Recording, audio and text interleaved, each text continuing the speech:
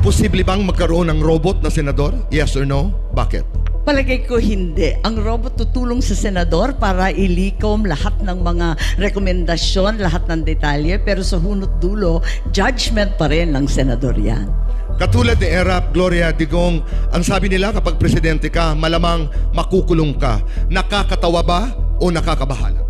Nakakabahala. Ayoko itong klase ng politika na puro paghihiganti, puro galit, napaka-toxic. Mag-move on na tayo at trabahuin natin ang tunay na problema ng mamayang Pilipino. Kung ikaw ang masusunod, dapat bang college graduate ang mga senador o presidente at bakit? Well, mahirap naman sabihin na may requirement na ganyan kasi gusto natin demokratiko. At kung minsan, yung sinasabing mababa ang pinag-aralan, mas matindi pa ang malasakit, ang pakikiisa, ang pagiging makatao. Pero sa kabila nun, mag-aral sila pag magiging senador.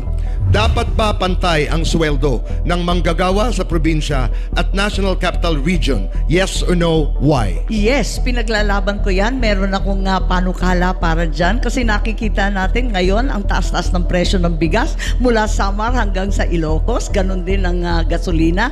Mas mahal pa kung minsan sa probinsya.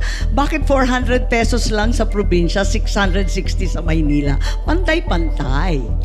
Yumayaman ang pumapasok sa politika. Tama o mali? Mali. Mali na nangyayari yan, pero tama at totoo na nangyayari. Yung minsan, nakikita mo, simpleng tao, papasok, biglang pag-alis, may helicopter, ilang masyon, magugulat ka pa, paano nangyari yun? Akala ko, public service. Yung pala, self-service.